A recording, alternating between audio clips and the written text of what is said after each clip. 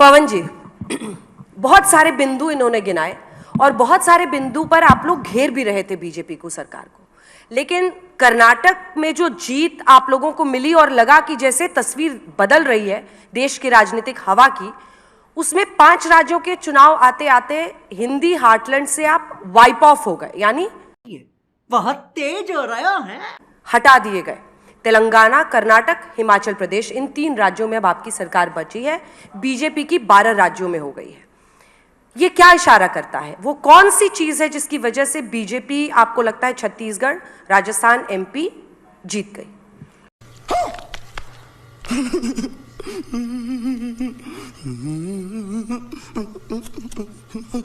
अंजना जी, ये बात सही है कि जो नतीजे थे वो हमारी आशानुसार नहीं आए। न आपकी आशानुसार एग्जिट पोल्स सही रहे, न हमारी आशानुसार नतीजे सही रहे। आपको और हमें दोनों को आत्ममंथन करना चाहिए। लेकिन इस बात का गर्व ज़रूर है और एक संतुष्टि है कि जो हमारा वोट शेयर है वो 40% के आसपास अभी भी बना हुआ है। तो आप ये कह दें कि उत्तर भारत से कांग्रेस का सफाया हो गया, वो गलत है। हाँ, दक्षिण भारत से भाजपा का सफाया पूरी तरह से हो गया है और उत्तर भारत में 40% पे आज भी हम खड़े हैं। तो इससे ये साबित होता है कि पूरे भारत में शायद कांग्रेस इकलौती ऐसी पार्टी है जिसको आप पैन इंडिया पार्टी आज कह सकते हैं। लेकिन इसके साथ में एक लाइन और बोलना चाहूँगा। जिस तरह का मीडिया नरेंद्र मोदी जी को मिला है, बड़े किस्मत वाले हैं। कसम से कह रहा हूँ, इतनी अच्छी किस्मत लेकर ये प्रधानमंत्री आए हैं। ऐसा मीडिया आप हमें 1 महीने के लिए दे दीजिए और 7 दिन के लिए ऐसी एजेंसीज दे दीजिए, ED, CBI, income tax, CAG, 7 दिन के लिए एजेंसीज और 1 महीने के लिए आज तक। तो यही मांग रहे हैं आपसे। अच्छा, मतलब फिर चुनाव देखिए उसके आपको बाद क्या लड़ना होगा। है, चुनाव आप हारे और सारा का सारा दोष आपको अभी भी लगता है कि मीडिया, एक सेकंड, अब सवाल नहीं पूरा होने देंगे, कि सारा का सारा दोष आप मीडिया पे मर दें, आप मर दें कि एजेंसीज की वजह से हुआ। अरे एजेंसीज की कार्रवाई तो इलेक्शन वोटिंग के जस्ट पहले छत्तीसगढ़ में हुई। पहली बात फिर तो भी जनता ने, कि मैं आपको दोष नहीं दे रहा, मैं तो श्रेय दे रहा हूं। नहीं, आप गलत कर रहे हैं। आप श्रेय लीजिए। क्यों ले श्रेय? आपको लपक के श्रेय ले लेना चाहिए। नहीं, आपको लेना चाहिए कि आप राहुल करते हैं, लेकिन राहुल जी जिता नहीं पाते हैं। आप मोदी जी को श्रेय मत दीजिए। आप राहुल करते हैं, अरे मेहनत आपकी और फल ले रहे हैं मोदी जी। फिर वही, ये अच्छी बात थोड़ी है। हारते आप हैं और कहते किसी और ने हरा। मेहनत आप करते हैं, सत्ता में वो बैठे। आपको ऐसा लगता है, आपको ऐसा लगता है कि मेहनत हम लोग कर रहे हैं? पूरी मेहनत वो कर रहे हैं। पार्टी करती है, मेहनत में कोई वो कमी पार्टी करती है। नहीं, वो पार्टी करती है जो जीतती है। क्यों? जब आप कर्नाटक में जीते तब भी हमारी मेहनत थी। अंजना जी, 2014 मेरे सवाल का जवाब दीजिए ना। मैं अभी जब आप कर्नाटक में जीते तब भी मीडिया की मेहनत थी। जो आप नहीं पूछोगे उसका भी जवाब दूंगा। रुकिए, जो पूछ रही हूँ वो बता दीजिए ना। उसका भी दूंगा और जो नहीं पूछेंगी वो भी दूंगा। रुकिए आप। पहले 2014 तक क्या होता था? पार्टियां चुनाव लड़ती थी, मीडिया निष्पक्ष एक भूमिका निभाता था। 2014 के बाद एक इकोसिस्टम चुनाव लड़ते हैं। एक तरफ अकेली विपक्ष, दूसरी तरफ media, agencies, social media, political party. अब आप देखिए कितनी लेवल प्लेइंग फील्ड है क्या ये? तो ये कह देना, तो मैं तो आपको सिर्फ श्रेय दे रहा हूं, आप इसमें श्रेय लीजिए, कोई गलत बात नहीं है इसमें। श्रेय धूल चेहरे पर थी, आईना पोंछता रहा, यही आपकी बीमारी है। अरे साहब, यही आपकी बीमारी है। धूल चेहरे पे थी, आईना पोंछता रहा। शेरो शायरी का जवाब तो मेरे साथी देंगे। नहीं, वो भी देंगे, उनसे भी भिड़ेंगे, लेकिन उनसे भी भिड़ेंगे। कांग्रेस, आप तो सिर पे आज बांध के आए हैं कि क्या बोलना है। लेकिन क्या आप इस मंच पे मुझे बताएंगे कि तीनों राज्यों में कांग्रेस की हार का जिम्मेदार कौन था? देखते हैं आज पवन खेड़ा कितनी ताकत और हिम्मत दिखाते हैं। देखिए साहब, बहुत स्पष्ट है, जिस एजेंडा को लेकर हम लोगों के बीच में उतरते हैं, हो सकता है वो एजेंडा हम लोगों तक नहीं पहुंचा पाते। और पहुंचा क्यों नहीं पाते? फिर से मैं कहूंगा मीडिया, तो आप कहेंगे फिर हमारा नाम ले लिया। विपक्ष और मीडिया का चोली दामन का साथ है। आज का विपक्ष अनाथ है, ये आप मानिए। इसलिए कहता हूं, 3 कांग्रेस के नेताओं को मंच पर बिठा रखा है। रुक जाइए। 3 कांग्रेस पार्टी के नेताओं को हमने मंच पर बिठा रखा है। रुक जाइए, आप तो 6 और ले आइए बीजेपी के, उनको भी हम झेल लेंगे, आप चिंता मत करिए। आप सुन लीजिए पहले मेरी बात, पहले सुन लीजिए। कांग्रेस हारी, आप ये बात कर रही है। अरे लोकतंत्र हार रहा है, उसकी चिंता आपको क्यों नहीं है? ये जो चुनाव के नतीजे आते हैं, इसमें तो चलिए एक पार्टी हारती है, एक जीत जाती है, आपका एग्जिट पोल हार जाता है, आप जीत जाते हैं, चलता है ये सब। लेकिन जो बड़ी हार हो रही है वो लोकतंत्र की हो रही है, उस पर आपका ध्यान क्यों नहीं है? कैसे चुनाव आयोग बनेगा आपने देखा कल पार्लियामेंट में? क्या इस तरीके से चुनाव आयुक्त बनाए जाएंगे? अगर ये कांग्रेस सरकार के दौरान होता तो आज नेशन विद अन्ना करके अंजना ओम कश्यप सुबह से रात तक चैनल पे चलाती और सड़क पर अन्ना हजारे आ जाते। क्यों नहीं आते अन्ना हजारे? क्यों नहीं चलाती अंजना ओम कश्यप? बताइए मुझे जरा। ये स्थिति है आज इस देश की। इससे आप कब तक बच सकते हैं? अकेला अनाथ विपक्ष लड़ रहा है और हमें गर्व है कि हम लड़ रहे हैं और लड़ते रहेंगे, मरने के दम तक लड़ते रहेंगे। अरे सर, हारे या जीते लड़ेंगे। नाखून कटा के शहीद मत बनिए बेवजह की। कर्नाटक आप जीतते हैं, कर्नाटक जीतते हैं तो हम लोग आप ही का गुणगान गाते हैं। जरा सा नाखून आप भी कटा लीजिए ना, जरा सा नाखून आप भी कटा लीजिए। देखिए लोकतंत्र में रक्त कैसे बहेगा। अरे सर, लोकतंत्र में की हत्या हो रही है और आपको यहाँ ये मजाक सूझ रहा है? नहीं नहीं, आप मजाक कर रहे हैं क्योंकि आप नहीं, सारा मजाक का सारा नहीं कर रहे अंजना जी, हम तो कह रहे हैं और पे डाल रहे हैं। थोड़ा नाखून आप भी कटा लीजिए। दो स्पीकर और हैं, इनको भी थोड़ा मौका दे दीजिए पवन जी। आज तो पवन जी आवेश में, और अच्छी बात है लोकतंत्र में जब विपक्ष की ताकत हम लोग देखते हैं आवाज में। 3 नेताओं को हमने इसीलिए मंच दिया है क्योंकि आप लोग ये चाहते थे कि आपस में ही आप लोग आए और बात करें। लेकिन कर्नाटक आप जीतते हैं तब लोकतंत्र की हार नहीं होती है। आप हिमाचल जीतते हैं तो लोकतंत्र की हार नहीं होती है, वहां आपको ईवीएम नहीं जिताता है। लेकिन अन्य राज्यों में जरा कन्हैया जी नहीं, आपने ऐसी कन्हैया जी की आपने ऐसी टिप्पणी की। जब हम कर्नाटक जीतते हैं, भाजपा कर्नाटक हारती है तो किसकी हार होती है? नहीं साहब, तब मोदी जी की हार नहीं होती। तब अंजना जी के मुंह पर ऐसे शिकन्ने आ जाती है जब उनको कहते हैं मोदी जी हार गए। नहीं साहब, मोदी जी नहीं हारे। पवन जी, कर्नाटक के मुख्यमंत्री हारे हैं।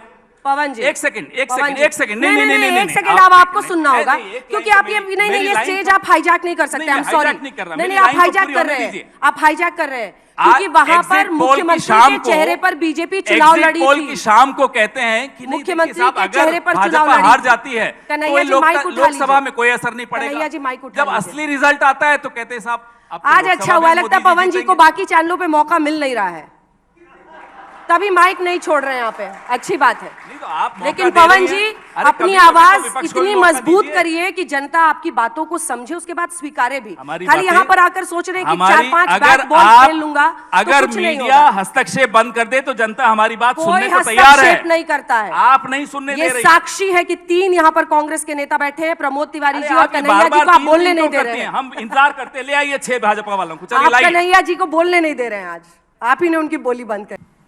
पवन जी, नोटबंदी के बाद कौन सा कोऑपरेटिव बैंक था अहमदाबाद का जिसमें सबसे ज्यादा नोट बदले गए?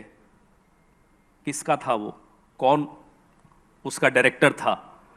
मैं नाम लूंगा तो शायद आपको एडवर्टाइजमेंट्स मिलनी बंद हो जाएंगी। महेश शाह 14,000 करोड़ जिसने ब्लैक मनी डिस्क्लोज किया, वो लापता हो गए। वो कौन थे? किसके नजदीक थे?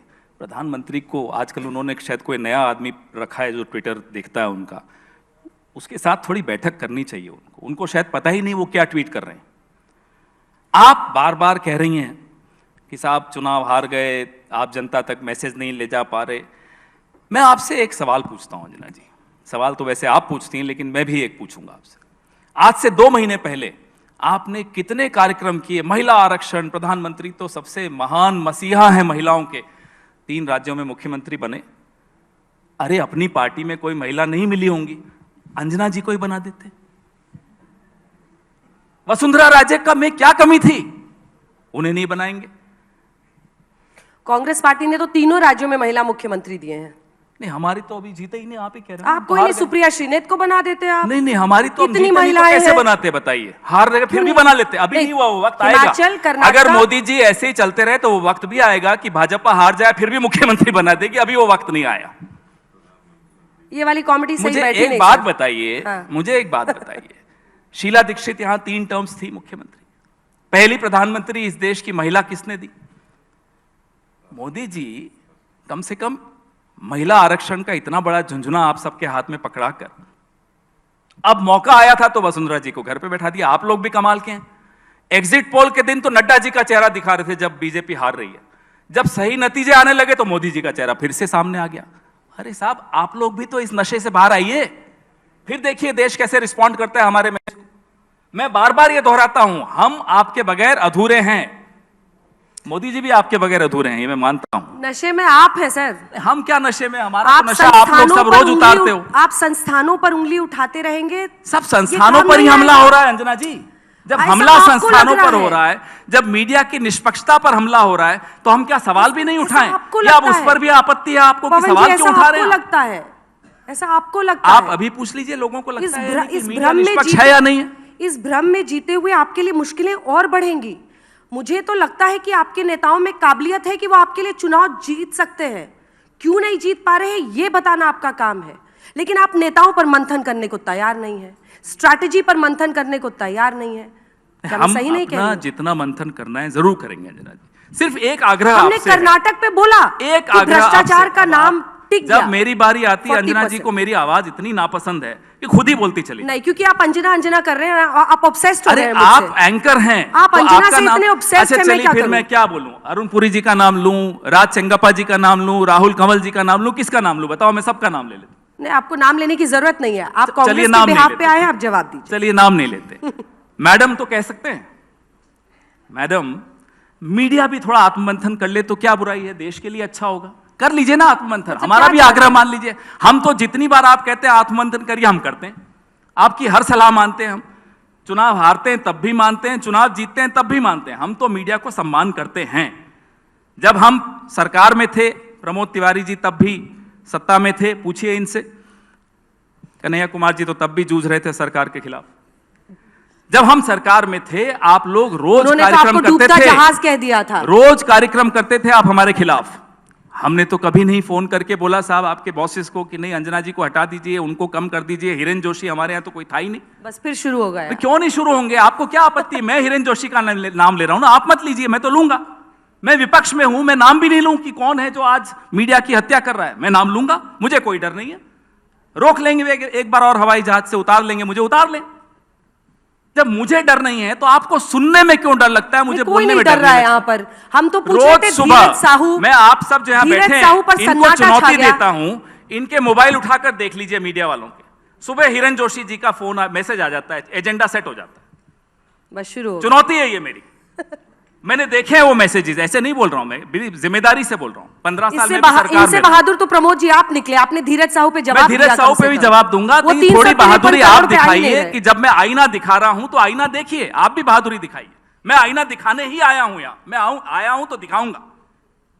अब आइए धीरज साहू पर। मैंने उसका सबसे पहले जवाब आपको दिया। महेश शाह, एक और शाह का भी नाम लेते लेते रह गया, अमित शाह। किसका बैंक है वो जिसमें सबसे ज्यादा नोटबंदी में नोट बदले गए?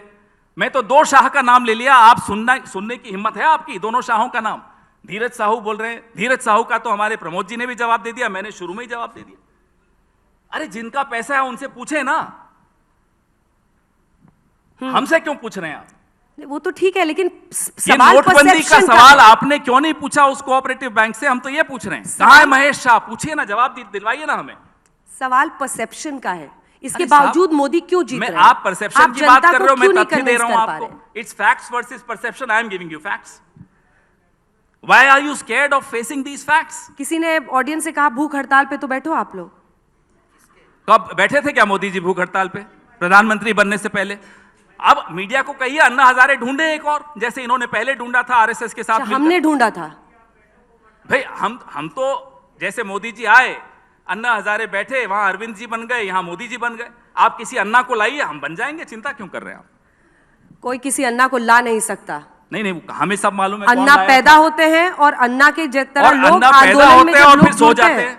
पवन जी, आंदोलन को आप बिलिटल मत कीजिए, क्योंकि उस आंदोलन में क्या जो भी है, नहीं मैं नहीं बिलिटल करूंगा। उस आंदोलन से कईयों की दुकान चली। हाँ, मीडिया में भी कईयों की दुकान चली, ये भी सही है। पॉलिटिक्स में भी कईयों की दुकान चली, इसलिए मैं उसको बिलिटल नहीं कर रहा हूं। लोकतंत्र की ताकत आंदोलन होते हैं, लेकिन उस आंदोलन के पीछे मीडिया का भी एक बड़ा हाथ था। आज वो मीडिया कहां है? मैं सिर्फ ये पूछ रहा हूं, आज वो अन्ना हजारे कहां है? मतलब मैं सिर्फ ये पूछ रहा हूं। आप चाहते हैं कि मीडिया आपको जिता दे? नहीं, मीडिया तो न जिताता है न हराता है। आप ही कह रही हैं। तो आप बात परसेप्शन की हो रही है, आप ही कह रही हैं। तो मीडिया जो परसेप्शन बना रहा है आप विपक्ष के बारे में, राहुल गांधी जी के बारे में, मोदी जी के बारे में, आप उस पर भी तो थोड़ा सवाल उठाइए कि ये परसेप्शन आप किस आधार पर बना रही हैं। जीत हम और तो हार अगर के आधार सवाल, पर। अरे साहब कमाल अब कन्हैया जी को बोलने दीजिए थोड़ा। चलिए, आपने मुझसे पूछा था इसलिए मैं जवाब दे रहा था। जब मैं ज्यादा बोल देता हूँ कहते हैं नहीं नहीं, कन्हैया जी को बोलने आप आज एकदम फॉर्म में, आप ऐसे ही नहीं, डटे मैं तो रहिए, हमेशा full बल्ला form में उठा के रहता आप हूँ। डटे रहिए। बस ये जरूर कीजिए कि कभी कभी जब बंद कमरों में बैठे तो अपने नेताओं को भी आईना दिखाते हम रहिए। सब जगह सब आईना एक दूसरे को कन्हैया जी। दिखाते रहते हैं, लेकिन अभी यहाँ हम बैठे हैं तो मीडिया से भी कुछ सवाल पूछेंगे। की इजाजत से पवन जी से एक और सवाल है मेरा, उसके बाद मैं आपके पास आ जाती हूँ। ठीक है प्रमोद जी? नहीं नहीं नहीं सर, आप रहिए, क्योंकि अगला सवाल इसलिए मैं उनसे करना चाहती हूँ क्योंकि यहाँ पर दोनों ही दो हिस्से हैं। अब आज की राजनीति ऐसी है जहाँ पर लोगों की जिंदगी में, चाय की दुकान पर, स्कूल, कॉलेज, पाठशाला, दफ्तर, हर जगह लोगों की विचारधारा में एक गहरी खाई जैसी है। एक इस तरफ है, एक उस तरफ है। ये जीवन की बहुत बड़ी सच्चाई आज की पॉलिटिक्स में है। आप कहते हैं कि फला आदमी ऐसे मैसेज करता है, फला आदमी के कहने पे आप लोग सब कुछ करते हैं।